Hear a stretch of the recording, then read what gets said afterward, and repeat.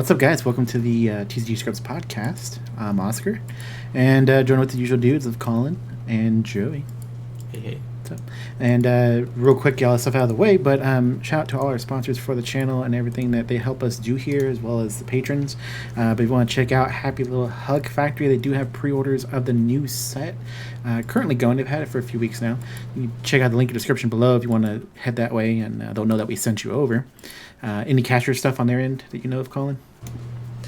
Just the same as before. I haven't checked recently to see if they were sold out or anything, but they should have pre-orders for the next set and the next starter deck coming out soon, and they might still have some of the older sets. They had restocked some of the most recent set and stuff like that, and that might be sold out, but be sure to check over for that, and that link in the description if you're looking at getting that. And that most recent set and the new set are really cheap. It's like I forget now, $25 to $30 range for the new set. Obviously, it's smaller. It comes in a tinier box, which is cool. It makes it more bite size, as well as the star deck is around that same price range as well. It comes with 2 star decks, so be sure to check that out. And that's the Caster Chronicles next set, right? The Polar Knights. Yes, which will have. I reported on the news that it'll have not reprints. It'll have art from Force of Will. We don't know if it's all going to be like reused art or if some of it will be new art with Force of Will characters, but there will be some sort of crossover there happening. That'd be cool. We've seen one picture already, which was reused art, which is from the movie card, using the Cthulhu as the main focus. But also to our patrons over at patreon.com/TCG Scrubs, who help us upgrade equipment, who we try to create more content for them to watch, such as the Patreon podcast, as well as games between Joey and I, which we haven't done in a week or two, I think, right? We've been lacking. Yeah, I got super distracted. I know that. I don't know about you guys, but with Teamfight Tactics, I was just like super duper, and I played almost every day. But we'll try and start streaming that more consistently. Yeah, we're actually streaming that right now. I streamed tonight, which is Sunday night, on our Twitch channel, Scrubs Games. And we actually had somebody in chat talking about this. I'm not sure who that was, because it didn't look familiar from any of the Force of Will stuff we've done. We'll try to link that in the description below for that channel, because it's different than our TCG Scrubs Twitch channel, so we don't flood people who just want card games with video games. Exactly. We didn't want you to guys to see, like, oh, video games, whatever. But anyways, if you guys want to check it out, you can head that way. And also at patreon.com/TCG Scrubs if you want to help support the channel, everything we do here. And then last one is Colin. You want to play DKP accessories? Yeah, play DKP accessories with the magnetic playmat that you guys have seen us talk about a bunch. So if you guys want something for on the road, if you're road tripping to an event or to your locals and you have 2 people in the back seat and you want to play some games without the cards falling all over, you want to go outside in the wind. Sorry about my fan on my computer. I don't know why it's being loud today. There was a Windows update, so maybe it fudged something up. But or play outside, like I mentioned. Go to your locals and put all your cards on it, so you can move around your locals real easy without it spilling all over, stuff like that. So if you want to take a look at that, click the link in the description. It just goes to the website PlayDQP, and use code TCG for 5% off your purchase. Yeah, it's a cool thing. I did notice something that was kind of like about once I've like used it for a while, and that was like when you use the magnetics slips on your sleeves. They kind of expand the sleeves a bit. Like, so if you ever want to be like, oh, you know what, I'm going to take the magnets out and use in another deck, those sleeves are like slightly larger now as a result. So it's kind of like... That makes sense. It stretches it. It might also depend on the sleeve company as well, depending on if they make a more stiff or stretchy sleeve as well. And I use Dragon Shields. Pretty much that's all I ever use. And so that's the issue I had on 2 different types of Dragon Shields. But... yeah, so I guess heads up on that. But anyways, so we're going to talk about a couple things today. And one of them is we want to go over some of the spoiled cards that came out on the website for the promos, as well as... sorry, my dog's at the door. I'm going to get her in a second. As well as the ARG kind of event we did this weekend, which it was an ARG Summer Celebration Kit, which was after its deadline, which is cool. They just sell the kits anyways. They don't care what you do with them. So it's not really an ARG event. It was more of like an ARG playmat event, if anything. But we did have 12 people show up, and it was a lot of fun. Posted about it in the global group. Roderick was the judge. He came over from Dallas, and a lot of the Dallas guys came too. San Antonio people came up too. It was pretty fun. So we'll talk about that. But I wanted to go over the promos first, because that was fun. Joey hasn't seen these at all. And then Colin's going to read over them.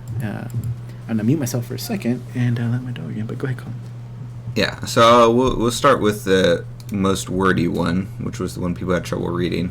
So this is the Buy a Box promo card, and so this will be in the set. In the set, obviously. So this one is called Satan, God of the Fallen. So this is a 5-cost, 3 void, 1 black, 1 red, 14/14 High God, and it says, while you are searching your deck, get ready for that. This is a Yu-Gi-Oh card, in case you're wondering. Yeah. While you are searching your deck, you may pay fire or black and reveal this card from your deck. If you do, remove this card from the game with a fallen counter on it. Enter effect. Choose one. If there are 10 or more fallen counters on this card, you may choose both instead. Your opponent banishes a resonator. Repeat this process until the combined total cost of resonators banished this way is equal to or greater than the number of fallen counters on this card. Or put any number of resonators where combined total cost is equal to or less than the number of fallen counters on this card from your graveyard into your field. As long as this card is in your removed area with 1 or more fallen counters on it, it gains whenever an effect you control or a cost causes you to lose life. If this card is in your removed area, put a fallen counter on it. And you may play this card from your removed area. If you do, it enters with X fallen counters, where X is equal to the number of fallen counters that were on it while it was in the removed area. Okay, so I think I've got It's all of it. a little book. Why does it lose its counters when it goes from removed from play to the field? Is Yeah, that but what it just does? Technically according it to does, the CR, but, yeah. Yeah, and Yeah. so they made it to where it works. So That makes sense. So whenever you search your deck, you can pay one cost, red or black, to Right. put it into the remove from game. Whenever you lose life, or what was the other one? Or you take damage. Whenever... See, they didn't let me actually bring this up on my phone, so I can't actually double check. Well, it Well, wouldn't here, I'll matter. read You it can't right read now. the Yeah, card. it's impossible Okay. to read it. We had to, somebody in the global group actually had to sit there and Whenever an decipher effect the you letters. control or a cost causes you to lose life. Oh, or a cost. Okay, so that's like any loss of life. Whenever a card you control. Outside Well- of damage, yeah. and outside of pain life. Well, damage is also loss of life. No, cost is pain. It says Yeah. control or a cost. So that would be pain life. It's pretty much anything that causes you to lose life. Is it? Because That I was you just control. going by what I heard in ruler school, and they're like saying if you pay life, it doesn't count. No, it literally, unless someone read it wrong. This translation that I got could be wrong, but according to this translation, it says It sounds a like- cost causes you to lose Yeah. life, which is literally That's, Okay. yeah, A cost that's of a exactly card. What it sounds like to me also. So you put one counter on it, and then you can pay the 5 to bring it from your remove from game onto your field. When it enters, if it has 10 or more, you get both the effects. If it has, otherwise you choose one. One is of them banishing. causes your opponent to banish resonators with their total cost equal to the number of counters on the card. Yeah, so say you come in and you have 7 counters, and your opponent has 3 cost resonators. They would banish 2 of those because they equal 6, and they can't banish the last one because that would put it over 7. Right. Okay. Same And thing then- with bringing cards from your graveyard. Yeah, It yeah. would equal that. So you do one or the other unless you have 10 counters, then you do both, which is gonna pretty easily get close to wiping your field, or opponent's field, or getting rid of some good strong cost ones. And it's banishment, so if they have a lot of stuff, that your opponent can like try and strategically choose which ones to get rid of and whatnot. And how does I'm curious how banishing works for your opponent. Like, they just get to banish until they can't banish anymore, right? Correct. Okay. They keep banishing That until makes they hit sense. that cap. Right. That's very interesting. And the only way to get counters on it is to have it in your removed from play, right? It's not like it comes into play with counters. Correct. He only gains that text of gaining counters when he's in the remove from area. Yeah. Um, That seems like I think a it's- lot to set up, but yeah, it doesn't seem too crazy or insane. Like, Yeah, I'll just I mean, real quick say I feel like there was a way easier way to lay out these effects than what they did. I think there's a much simpler version of this, but I like it. I like it overall, though. Yeah, it seems interesting. I mean, it seems like something the black deck wouldn't have issues throwing into play anyways with the way Alter's going. Shoot. No, well, I mean, the thing is, though, it takes so much to set up. Like, you have to bring it. You do have to lose life 9 times, I guess. Well, yeah. you have to lose life. Like, I feel like once you've lost life like 3 or 4 times, he's probably getting a pretty decent enter effect. Does he have flying or anything? No. Okay, cool. Fallen Angel without flying. That's fair. I mean, he's literally just going to lots of enter and get things. Lorided for now. So, I mean, it doesn't matter too much, but it's still cool. That's a good point. Yeah, no. Yeah, I mean, it's a really, I like the thing. I actually kind of like his bring in resonators back on onto your field instead of having your opponent banish stuff. I mean, even without the counters, is he not worth throwing in since he's a 14/14? They can just jump in real quick with the black deck. Yeah. A 5 cost 14/14 That's- in your black deck when you could rather bring out an Athenia or something in the current meta. I don't think so. I don't think he has any spots in it. I really think you kind of have to plan a deck around him. Like, he has to go to your moved area, and you have to play him from there. Otherwise, I just don't think he's impactful enough at 5 And cost. he has to have his effect fire off.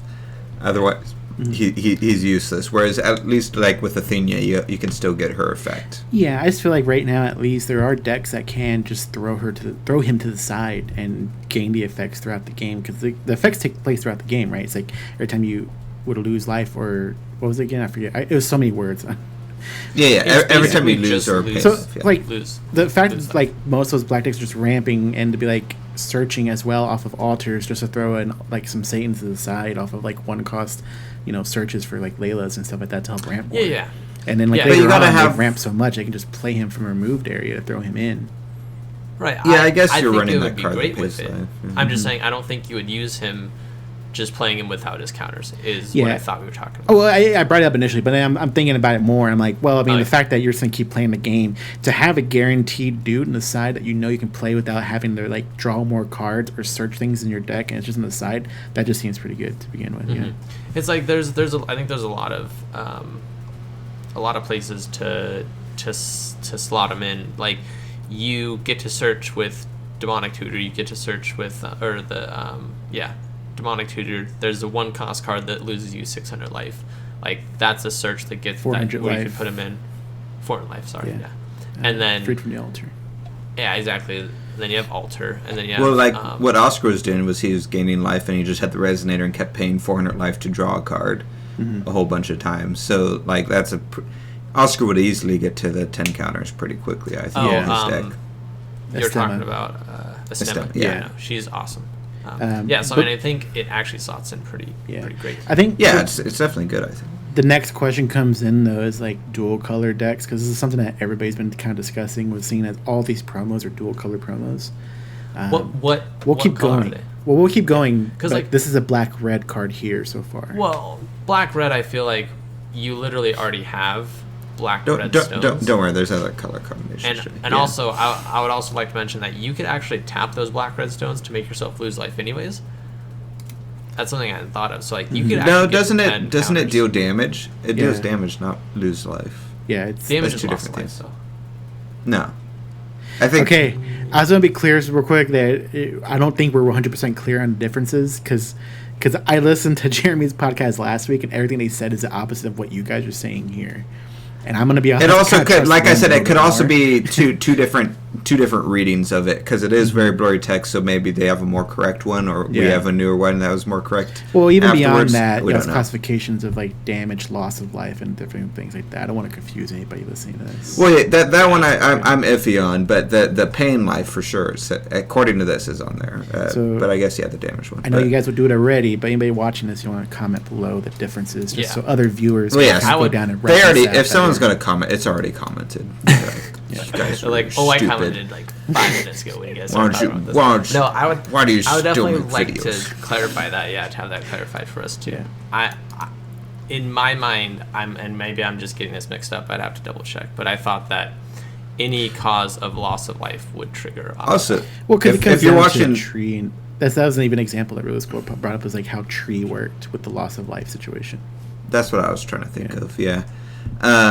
If you're watching this, Jeff, also I'm curious on Jeff's thoughts on these new cards, since these are Maybe cards on he him. weren't around when he was doing his stuff. But Yeah. next card we got, this is the pre-release promo card. This is Odin, Supreme God. This is it's not what Oscar posted there. Joey, ignore the one he posted. There we go. It's a 6 cost, 2 void, 2 yellow, 2 black, 15/15 high god with flying, and it says oh brother, this one's harder to read. I can read. Discard your hand. Discard your recover this hand. Card. Play this ability only if you have 1 or more cards in your hand. Hold on, can you repeat that? Yeah. Discard your hand and recover this card. Play this ability only if you have 1 or more cards in your hand. Okay. Yeah. And then he has Faith. Enter. Destroy all magic stones. If your ruler is astral, heal it. And that's something we don't know what that does yet, Faith. We don't know what Faith is, yeah. Oh, yeah.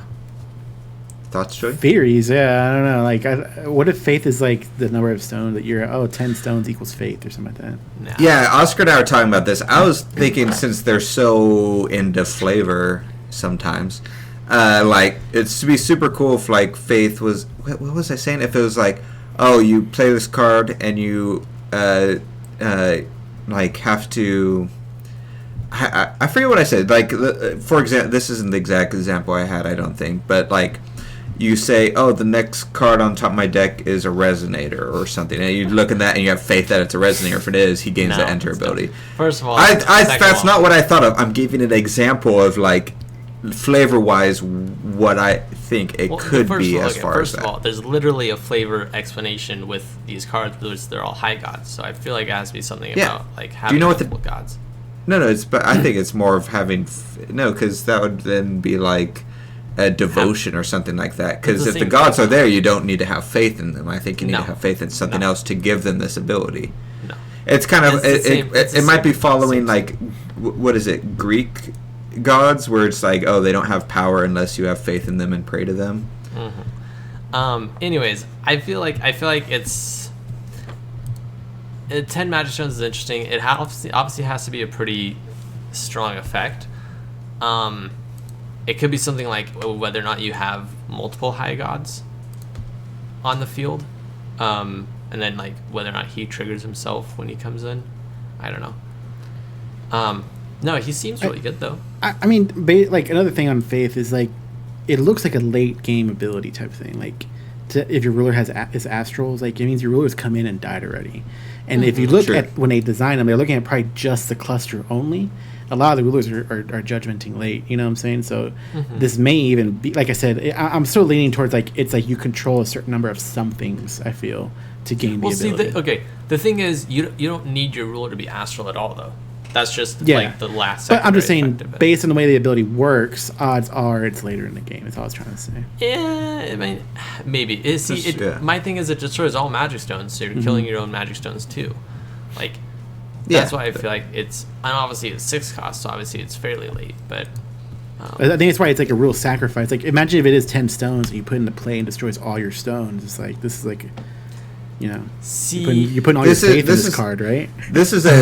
This is like a game ender card, potentially, depending on how Faith works, because you put it in, and if you're, especially with how dark decks are, you have, like, if you just put them in, all the magic stones are destroyed, your ruler's healed or whatever, and then you reanimate or sacrifice your Laylas to altar and bring out your stones again, and then just judgment with your ruler with 3 stones you just got, or something like that. Something like stupid shenanigans, and you ideally would do this when your opponent's field is clear, or pretty much clear, there's no threats on it, so that they can't retaliate at all, and so this is like a game-ending enter effect, at least. I'm gonna go off on, like, a different, because the way Colin was talking about, like, having faith in this card, maybe faith is like a cost where it's like sacrifice all other permanents except for this one. So it's like when you play this guy, you have to sacrifice all of your other creatures, and then you get the enter ability, and then the enter ability is destroy all magic stones. You kill your J ruler, and then that's how it gains the Right, like, exactly. Like, it also makes sense if you've judgmented, and, you know, it kills your J ruler, and then you heal it and whatnot, and it kills all of your other their resonators and stuff. So, like, because depending on whether or not like your opponent actually has something, like if he has a flyer when you play this, like maybe there's like a way he could survive. But if he doesn't, like you can play this, wait a turn, and then swing like three times just for game, or swing at least like twice, just because like the dude, his first ability is like does 3,000 damage if you recover him and everything. So that's like you could literally have just this out with a stemma. Pay 400 life, draw a card, discard to recover him. Pay 400 life, draw a card, discard to recover him, and just infinitely do that. I think the point of that though is that this is that's why I feel like Faith is going to be something that maybe it's like Faith is like enter to surround magic stones, and then like it's like sacrifice all other permanents and then discard down to one card, maybe something crazy. I don't know like if your do that necessarily, but right. I do believe like it's probably going to be in a number of like stones you control, because like you think about it, like once it enters and you hit, you're probably going to hit Faith most of the time, and it's going to wipe everything, so you can't even put an Stemma in after the fact. No, Stemma's already in the field as well. Okay, I understand. That's like put a Stemma in like previous turn. Usually people don't go to kill a Stemma. It's not their most pressing threat. And so you go into next turn, play this guy, and then you basically win the game as long as he doesn't die. It's just, I feel like destroying all your magic stones while still having I feel like that's too strong of an effect. Along with this guy and having him on the field, and to be able to have all your other support cards. That's why I feel like it might be something like banish all your other resonators besides this card. Yeah, the more I'm thinking about it, the stronger I'm feeling like he's getting in my head. Oh, no, yeah, I think he's like a game ending, because the idea is that your opponent has no answers to this. Like they have to have an answer. They have to have like a 1-cost answer, or maybe it's just the useful right. But that's only for next 3 months or whatever. Right, exactly. Like after this comes out. If this guy could like come down. I mean, you could still Erendite him, and you can Keys to Call him, I think. But my point is that, like... Keys to Call rotates, too. Yeah. Keys to Call Erendite is going to be the only thing in the format that cancels abilities. That stops automatic abilities. Yeah, it feels like this guy, if you don't stop him their next turn, then you kind of win the game. Like, I feel like there's a lot of ways to, like, just attack twice with him. I think so, too. Nonsense. But there's also the playmat here on the side, and we'll just throw that in there so I can. But the last one, that's the last card is the mighty buy 2 box promo card. So we don't know if this will be locked behind 2 boxes only, like the last one was, and the one before that was, but we're just going to assume it is as of right... Or I'm not going to speak for you guys. I'm going to assume it is for right now, because that's the only thing they've ever done, and they've shown they really don't care either way, so that I see no reason they would stop doing it being locked in 2 boxes. This is obviously gonna get some jimmies rustled, but like, is there a reason why we wouldn't assume this isn't locked behind 2 boxes? No. Not unless something comes back from that Q&A that Svetlana did. Hopefully something comes out from that soon. I think someone might have asked a question regarding that. Like, was it the bottom left of what's her name? Of Arwen? Yeah, of Arwen. Didn't that have like the same kind of text as these? Like it says the buy a box. Oscar can look that up real quick. The only real giveaway that we had for Arwen was she had flavor text, and that was the initial giveaway, whereas this does not have flavor text. Correct. So it could be. We'll have to wait and see. There is Kaguya art that was revealed. So basically, as soon as we see what card that Kaguya art goes with when spoilers come out, I think that'll... If that is with any other card, there's no way they printed 2 Kaguyas in the set plus this promo. So if that Kaguya is any other card other than this, then I would assume. I could see them printing 2 Kaguya. I mean, people like Kaguya. That's one of the favorites. No, not without commons and uncommons. If it's just... If they only have 40 cards or whatever coming out, there's... my assumption is that, yes, it'll be locked behind the box, but that I do hope it's the other card, because that'd be a pretty cool card to get. you know. So we're because like not having Arwen kind of sets you back a little bit. Like I still don't have Arwen. Oh, yeah. I'm not gonna pay $30, $25 per card. Yeah, I just saw someone who played at which we'll talk about at the ARG, and I was like, oh yeah, I forgot this was a card. Yeah.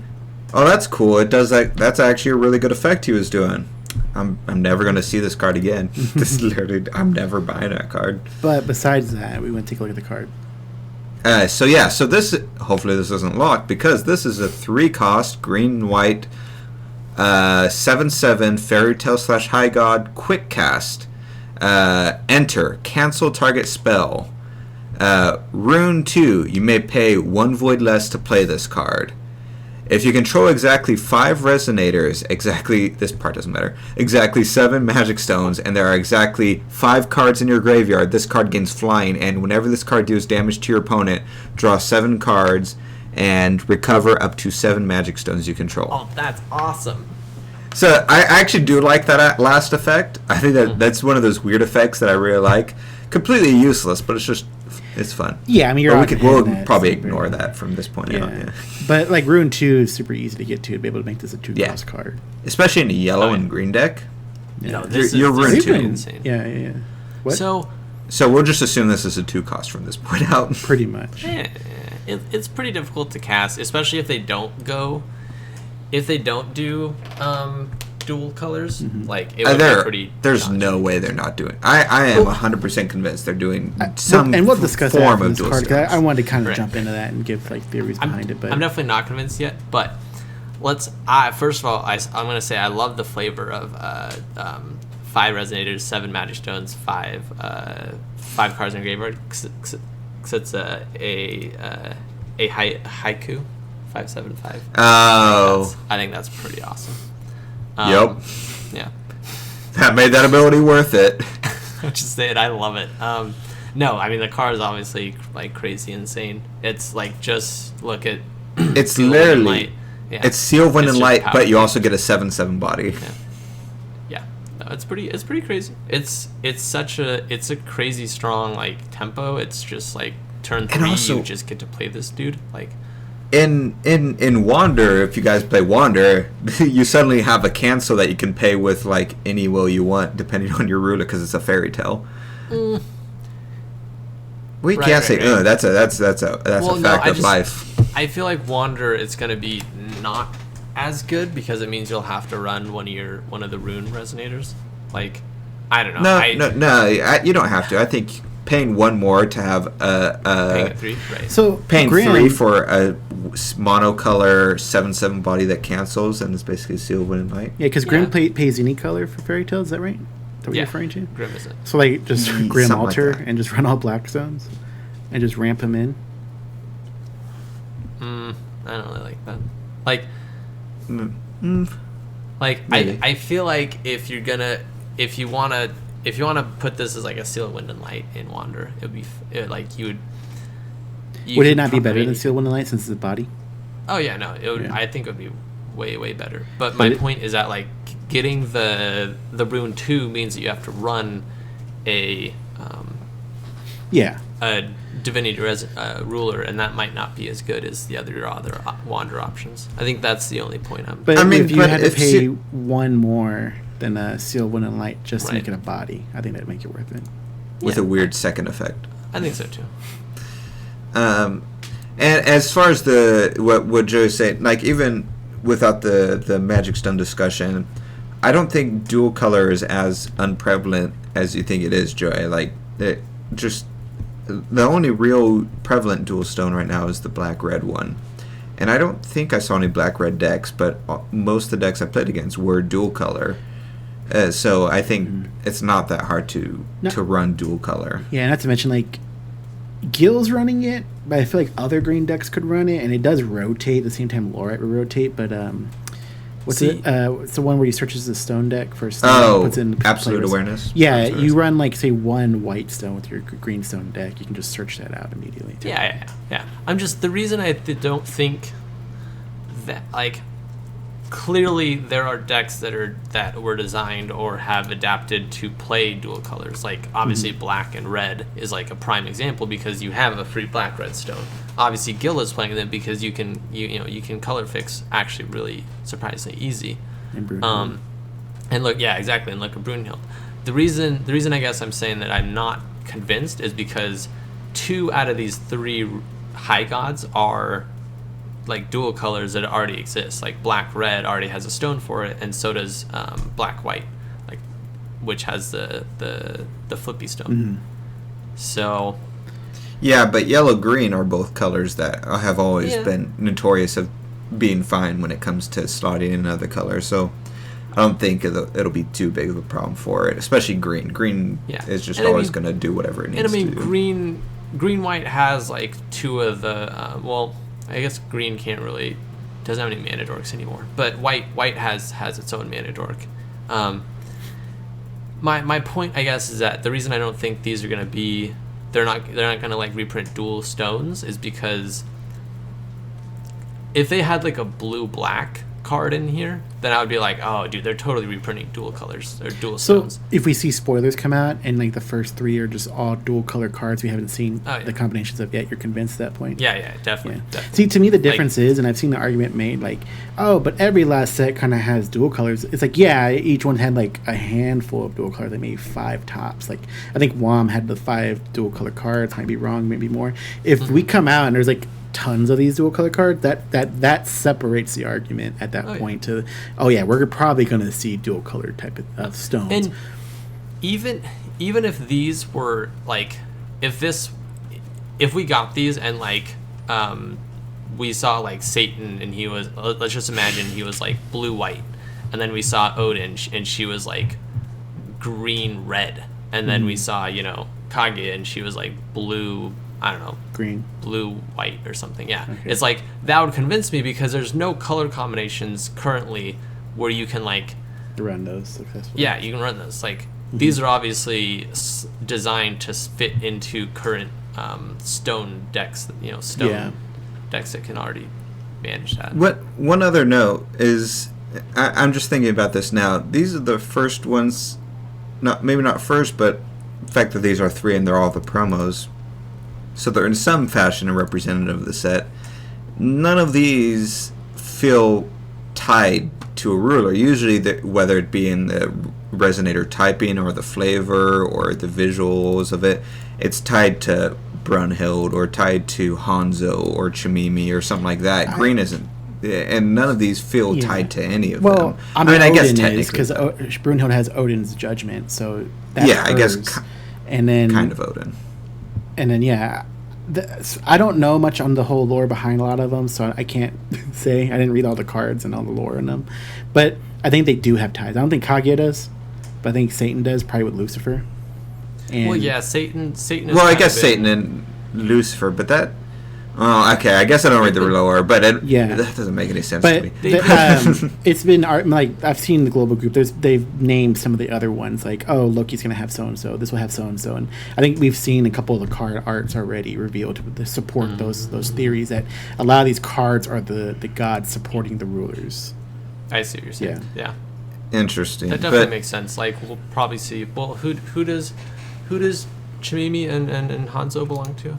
I don't remember. I couldn't tell you. I mean, they have different ones each, but right. Again, so make a comment below, or we can just look it up after the fact. But they do have their own things, their own patron gods and stuff. But I'm pretty sure that the playmat one is for Chimimi. That's her. Whoever that is. My main thing, though, I would say real quick is that one, just in general, I think it's gonna. I super over cancels, and the fact that they introduced it, and one of my biggest problems with Laureate was the fact that it was attached to a body, and so like, okay, well, here's another cancel that's attached to a body, so it's like, and also the fact that it didn't target necessarily, so you could get around things that said had barrier or whatever. So it's a hidden ability, not the resonator or ruler.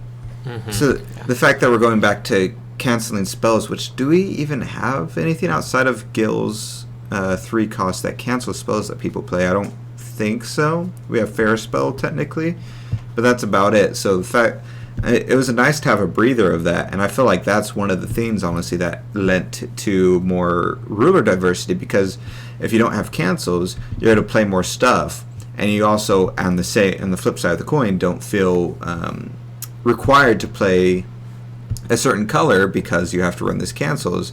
That was something I was thinking about this, I forget what we were doing. We were doing something, I was thinking about that, and I was like, yeah, cancels, or it was probably when we were playing the ARG, maybe I'll get into that in a sec, That's but when we brought this like, conversation up. yeah, playing cancels is not an interactable mechanic. You can't interact with that unless you're playing cancels. That's the only way to interact with cancels. You can interact with someone buffing their dude and swinging with it in pretty much every color. You can interact with someone playing a spell that does damage to you in some weird fashions depending on the color and stuff like that. The cancels is specific to green, in this case kind of green-yellow, but it'll probably be green. And it deters interaction, it deters gameplay. Canceling what people are doing makes it so that you just don't get to play your turn. You don't get to play this card. You just skip out on something. You don't have to have that, and we're seeing that a little bit. I'll just mention this real quick, and I noticed this, and I mentioned to Oscar, we just went through the entire, this could change in the future, but the entire spoilers for all 5 star decks for Argent Saga in the first set, and there's not a single cancel card in there. Like, you can make a game without cancels. It works perfectly fine, and I think cancels are what enforce a will. If you look at every time the format becomes oppressive outside of Prisha, there's usually some sort of cancel mechanic integrated within it. Yeah, I think cancels are enjoyable as long as they're properly powered. Like I've always felt that Magic has cancels at a reasonable power level. Not in the past, maybe, and not. There's definitely certain stuff that is crazy, but like based on cost, right? Because like there's currently exactly. cancels in the current cluster, but they're like higher cost cancels. Exactly, yeah. Yeah, that's what I was saying. Playable. Nice, yeah. expensive cancels are fine. Like, we have the 3 cost remove the target spell from the stack that is seeing some play and stuff in. I think it was seeing play. It might not be anymore. I thought it was seeing play in Guild. But it might depends on. But my point is, like, I always have felt that 3 costs, like Magic has counterspell. I think it's at 3 costs, and I feel like that's a perfectly reasonable power level for cancels to be at. And these Force Will seems to value them at like 2 cost. It's important to point out that in Magic, 3 cost is higher than in a 3 cost Enforce Will gameplay wise. It's kind of like Canadian dollars versus American dollars. Like, they're kind of similar, but there's a difference there because in Magic, you're not as consistent potentially in getting your lands. It's not as guaranteed, and especially guaranteed as getting the same color ones and all that stuff. So playing a 3 cost there is different than having your guaranteed stones in Force of Will and paying 3 in there. Mm-hmm. And that's where you see some of those power variations between similar cost cards that are in all other respects identical between Magic and Force of Will. Yeah, no, like this. If I was gonna change this, I would like not give it the cost reduction, and I would probably make it like cancel target normal spell, or like cancel target resonator spell, or something that we have enough resonator hate. Yeah, like just I don't like where the power level where this is at, especially because like it feels like such a strong turn 3 that it's like, okay, I get to threaten you with cancels, and then if you don't play anything, I'll play this anyways. And I'll still get a 7/7 body on the field coming into my next turn.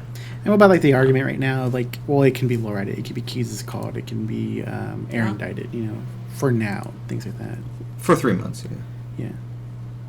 I mean, they can do that, and then you just pay 2 to quick cast in a 7/7, which has, in some fashion, kind of seen play enforceable before, so you're not like worse off. It's not like you suddenly threw something into the graveyard and you're down a card and down will. You just didn't cancel the card, and now you got a 7/7 body for 2, which isn't the worst thing to happen. Like, I've always felt that canceling stuff needs to put you, like, it needs to put you the turn ahead maybe, but that's all. Like, you shouldn't gain card advantage over canceling stuff. And putting cancels on a body gives you that card advantage that you would normally not have. I guess that's one of my... And just want to point out, we're going to have a cancel war, and this is going to happen.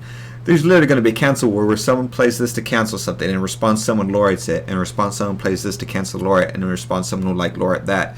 And they're literally just building their fields up, trying to cancel each other, and getting these giant fields, and that's going to be super weird and super dumb. Yeah, I guess like you said, it'll be for 3 months, and then it's gone. Yeah. Well, wait for 3 months, and then this is even stronger, is the problem. I think this is too good, is my issue. Like, and then if this is locked behind 2 boxes, then this is going to become potentially one of the most expensive cards in Forcible, in my opinion. If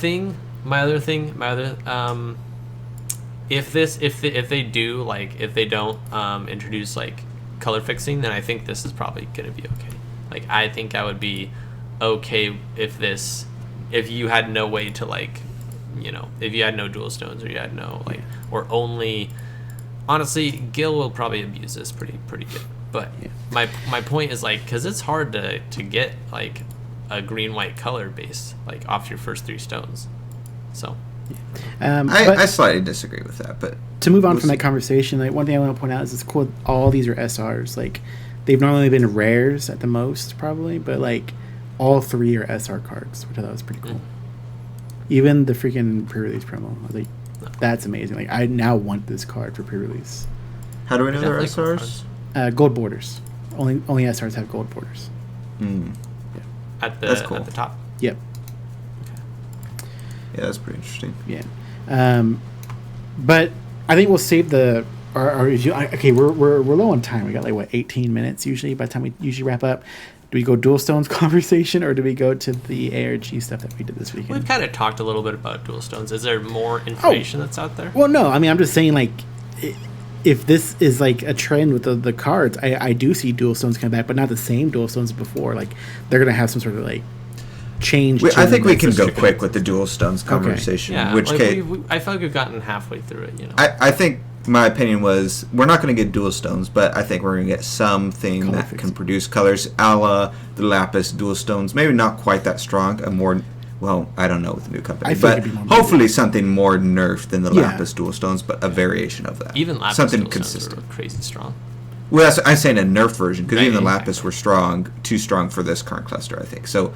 A more nerfed version, like something that more like the other one that you pay 200 life every time you produce red. Like that, just for all the dual stones. Every time you produce that other color, you're paying 300 or 400 life. I had a theory, like based on number of runes controlled. Do you think that's too strong? Like it produces this color, but if you've revealed like 4 runes, you now can produce 2 different colors. No, I think that's too strong. No, I think that's too strong because you already have the incentive with the cancel to reveal 2 runes.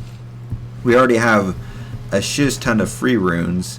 And low cost runes. So by all you have to do is structure your deck ton pretty of free well. Runes, but there's only one of each color in there. They're color locked, so you couldn't just run all of them in one deck. Yeah, it's the same number of chance free slash runes. Do you want me to specify chance slash runes? Yeah. There's a bunch of runes that are free. It's been the same since set 1, though. We haven't had any additionals come out. My point. Yes, we have. Are you serious? Name one that's free Sandstorm. that came out after set 1. Name one that came out after set 1. That's what I said. I don't know. I'd have to look it up, but that's already at least probably 10 runes or so that are free. That's more than there should be. Is it? Go ahead and look it up because I do not believe you. There are a handful. There's a handful. I agree. I'm gonna go with 6 to 7 like, range. I don't think there's 10. I'd say there's 4 that I can think of right now. Yeah. It's like the Einhardt Sandstorm, Einhardt Summon, Tears of the Fall, right? Tears of the Fallen, and the Machine one. Other than that, I've seen some that reduced to 1. I get that it's easy to get to 2 rune, which I thought that's why I like Kyle. Like, that's easy to get to, like black and white so far, easy to get to, but like going beyond that, it's like you're losing some of the strategic purpose behind having some of the access to the runes. Like I have Power of Immortality and I can easily play that, but like, am I just gonna play it so I can get to rune whatever just to activate the 2 colors? Like, I'd rather get some use out of that. Let me blink a Stemma or Athenia. Mm-hmm. So it's like that's what I'm saying. Like a rune 4 or rune 5. Let's go to rune 5, whatever. Like stone that says produce 2 colors. That's where it seems. To right. No, I thought that would be balanced, especially because I agree that there's always a strategic decision to pack your runes with what you actually need. Like, if you're just rushing to rune 3 and you're just playing your runes out, like, you're going to be at a disadvantage versus somebody who's actually strategically playing runes to counter what you're doing or to get actual value out of them. There's 9. 9? Yeah. Listen. I'm surprised. Oh my god. Tears of the Fallen, Searing Scroll, Maintenance, Flame Enchantment, Einhard, Summons. Wait, hold on. Flame Enchantment? I'm already on a roll. You Sandstorm,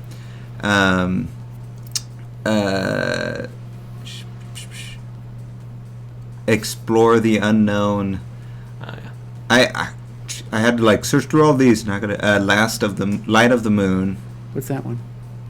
That's where you gain barrier against chant until end of turn. Yeah, I knew that. I knew there was some like barrier barrier. Okay. Barrier. I'll give it to you at 9. That's fine. We'll say it's 10. But still, like we discussed, it's like you're going to lose advantage on that rune deck. I still agree with Oscar that this strategic... I would 100% be okay with losing advantage of rune deck to have consistent dual color and have a pure dual color deck that I can run, whether it be cancels or reliably run green inside of any color deck I'm running. We already know that was super strong before, so being able to run the Layla alter combo and reliably run a bunch of green cancels or counters or something like that in it, I think that the only main things you need from your rune deck, like you said, is the now I'm blanking on the name, but there's like two or three cards that you must have in there, and then you slot in 2 random ones that you can pop off, and you're good. I feel like the Layla, like, that's not a great example, but I do agree that it's off top of my head, yeah.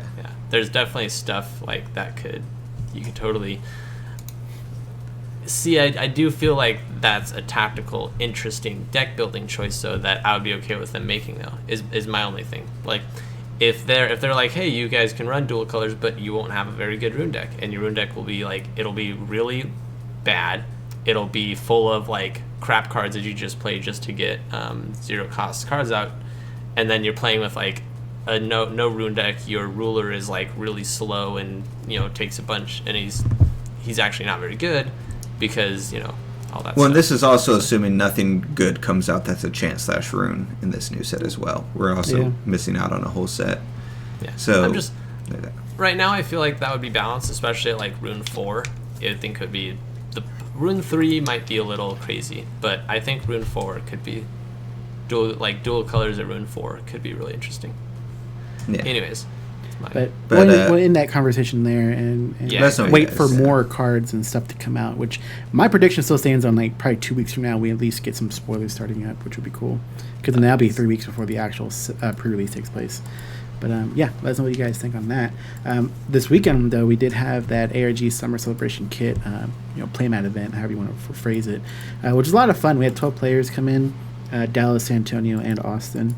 And Colin, you want to kind of go over things you did, what you ran, how it went? I guess.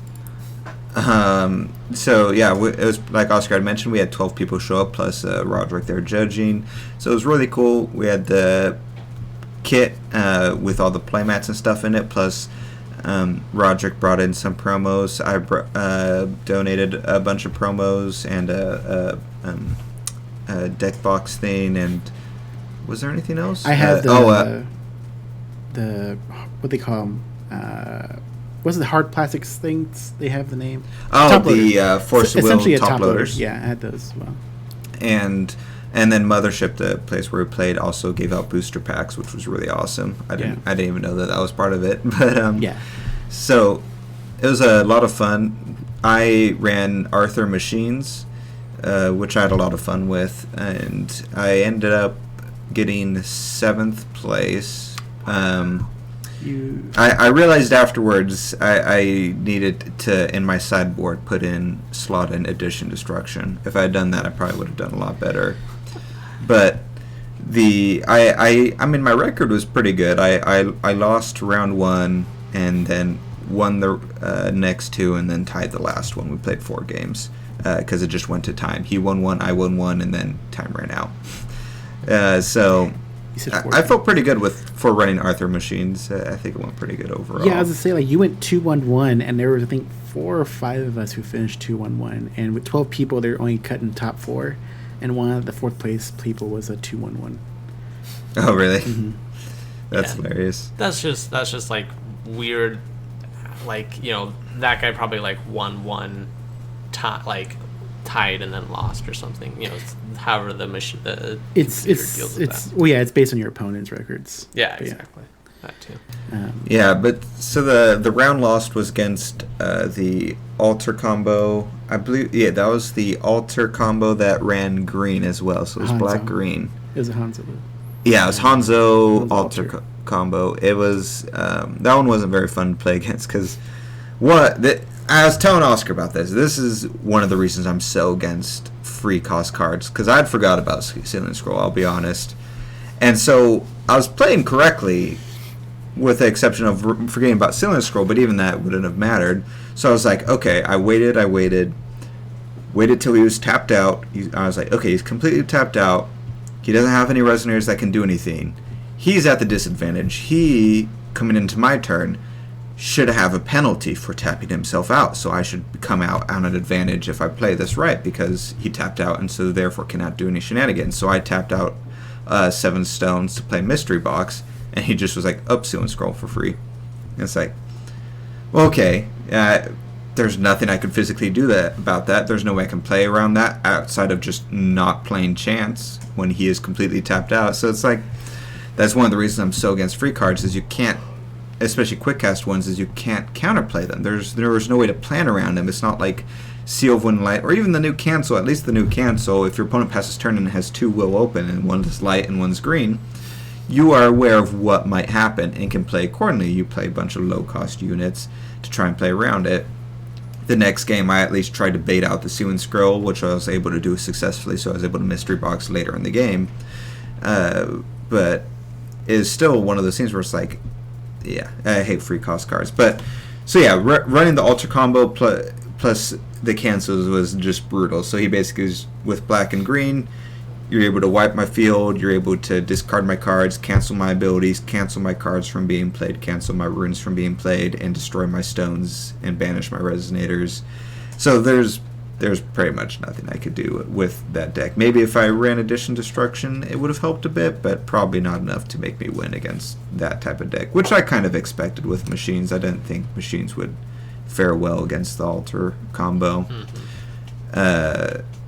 The game 2, I got to play against Pandas, which was a pretty interesting Panda deck, actually. He ran, I don't know his exact deck number, but based on what he said, I would assume it was 38 Panda Resonators and then 2 spells.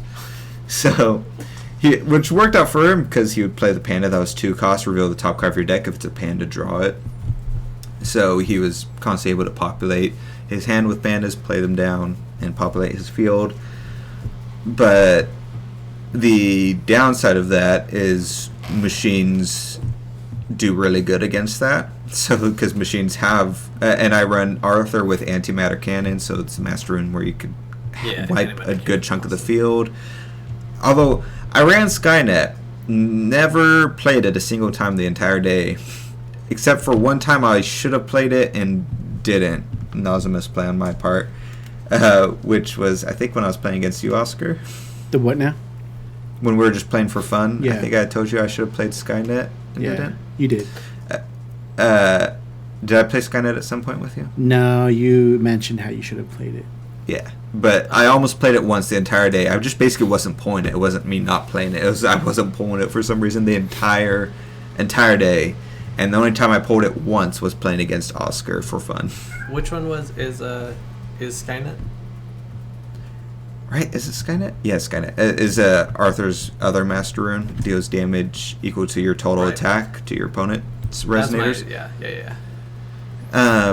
But yeah, so I ended up beating Pandas 2-0 because that works pretty good. Game 3 was against...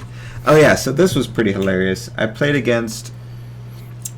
Was it Fuji? Might have been Fuji. It was a fire deck. Oh yeah, Jenna. And I was like, yeah, Jenna and her deck, and I was actually kind of worried about this one once I saw the resonator go down, because she plays the resonators that make it so your fire resonators do more damage, and then, which was a cool idea, she was playing it with Shu. So Shu is you discard a fire card and it deals 600 damage or something like that. So now it would suddenly do 700, now 800, and so on and so forth, in addition to your resonators doing more damage, etc. And so I pulled a crap hand, and so I mulliganed it, and I just had 2 donut drones was the main thing I had in my hand. And my next card I pulled was a Vivian, which is the machine flyer. And so I put down that, and I just put down the 2 donut drones and sacrificed them to her, and I was like, alright, we'll see how this goes. And he wasn't able to kill it, so I just swung in with Vivian, I think 3 times and won game 1. Yeah, and because I think I got 1 more donut drone added on there. Game 2, I pulled mulligan some cards. My new mulligan was a Vivian and 2 donut drones again. So I was like, alright, I'm doing this again. So I did it again and won again, doing the exact same thing. So our game was over in like 8 minutes or something like that. I'd be tilted. I said, I was like, this has literally never happened before. I've never I don't think I've ever even donut droned a Vivian before. Oh. Outside of like trying to just feed Lancelot real quick, so I threw him on Vivian before feeding Lancelot. So it was pretty hilarious. And then my last game was against Chimimi, yeah. That was actually a really interesting match. Our game 1 went for a while, right? I think that was one of the ones that the game 1 went for a while. Unless that was a different one. But that was actually a really good back and forth. Like I said, game 1 I lost, but I got a feel for what his deck was, so I don't think I even really side decked anything. I might have side decked 1 or 2 cards, but I was like, okay, I think my deck actually does good against this. I just wasn't aware of what was happening. And so game 2 went all the way up to turns, I think, or right before. I think it went up to turns, and I was able to beat him last second for game 2, but then that ends up in a tie. But that one was actually a pretty fun back and forth. I think that game it was pretty interesting. He was running the edition that was basically the Wall of Wind, where you pay 1 more to target green resonator. So that fudged me pretty hard, because Skyfall is a card I play a lot in that deck. So playing around that was pretty interesting. But he was the one that was running the R wins as well. But yeah, so that was my day. When we played for fun, that's the Skyfall, right? No, that's annoying. Like, I want my resonators to go to graveyard, not to back to my hand. So I was considering, I kept. Oh my gosh, just die. I think I was dumb the first. I was dumb and kept bouncing your. I think it was your Stemas. Well, Stemas and Athenia's. You bounced an Athenia at one point. Whichever one enters, and you gain 500, and I lose 500. Yeah. Game 1, I was bouncing those, and I was like, oh, this is dumb. That game where he kept bouncing them, I was like, draw a card after he bounced whatever, and I was like, oh, another one. I'm at 3. And he would bounce 2 more, I put in the field, and I'd draw another card. I'm like, oh, there's a 4th one. Okay. But yeah. Mm-hmm. Yeah. So I really like Skyfall. You ended up playing Layla combo? Yeah, I did. So I going into it, I was like, oh, Brunhild's fun. I've played a lot of that. Lucifer's fun. I played a lot of that. I liked the green black Hanzo list, but I was like, I have no experience playing green at all. So I went ahead and did is it Derek? Sorry if I'm mispronouncing it. Moganeza's Brunhild altar list, and that was a lot of fun. I had a slight modification to it. I took out one of the local corruptions because he runs 4, and put in an all seed. Because he had none of them in there. I thought that was really useful, especially when you're running one single. What's his name? Green Elf cancel stuff. I can't remember. Laurie. Because I was like, oh, if I play it and it dies, then it can get it out, or it can get out another Layla, and all these cool tricks that you can do with it. So I went ahead and opted for one of those. But my day went pretty well. I finished the same record as Colin of 2-1-1, but I placed 5th, and so I was almost top 4. Damn, yeah. And it was round 1, played a machines list. I was able to win that one. Round 2, played a Lucifer altar list, which he ended up 3-1. I was his only loss for the day because I ended up beating him as well 2-0. Nice. And he just couldn't keep up because I think game 1, it was like a slow start for both of us. But I think by turn 2 or 3, I had all the stuff I needed. Because I kept getting into the white stones. So it was like the only time I had issues where I would call a stone, and at least one of them was in the black one. I was like, oh, a white stone. Oh, a white stone. 3rd call. Oh, there's the black stone. And so I was able to ramp after that point, and he just couldn't keep up after that. Then game 3 was against the Hanzo list, which he won game 1, I won game 2, and then we had already run out of time on the second game. But last game was Gil, which I already knew I wasn't looking forward to. I knew I was going to lose it, and it was pretty much that. Like, I was like, was the guy playing Gil the same Gil list that you were making for him? Yeah, he changed it like last minute. He threw some stuff in there. That's hilarious. Like Disciples. He threw Disciples in because he didn't have those before. Yeah. But it did feel good. He threw Disciples in, and I was like, what are they gaining? He said, oh, I guess Swiftness. Like, okay, cool, I'm going to destroy that. And I had, like, I think a Life-Severing Blade, which was cool because I had, like, that deck has, like, a lot of answers. Like, 4 of the blades that Brunhild would run, and 3 of the Life-Severing Blades. Oh, and the sideboard has 4 of the white one that also removes from play the Seal in the Gates, right? Of Darkness or something like that. I don't know which one. So it's a 1-cost white removed from play. It's a quick cast. Yeah, Remove a Darkness. And there's games where I was like, I need this a little quicker, so I would often darkness. side it in place of like the blades for Brunhild. But yeah.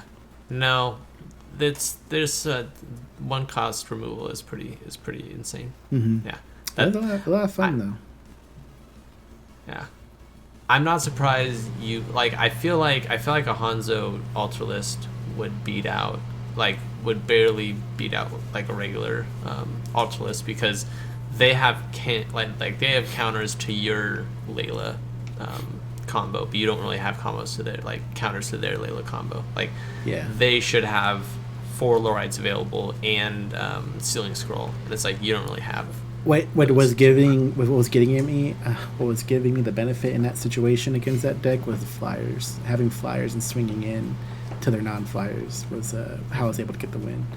Okay. But yeah, I knew their Sealing Scroll was there, and I played Odin's Judgment. They canceled it, so knowing that, I was like, okay, that means my spears are good. So I was just gaining life off of the spears whenever I could. Yeah, no, white. That's pretty interesting. It's interesting. I feel like it'd be an interesting matchup. Gil seems like it could handle Alter pretty well. So did the Gil player go 4-0? No, he had lost. I think he lost the first. So he played the Lucifer list, lost to it. I played Lucifer. I beat it. Lucifer went 3-1. I think it was Lee who had the Gil list. I think he ended up 3-1 as well.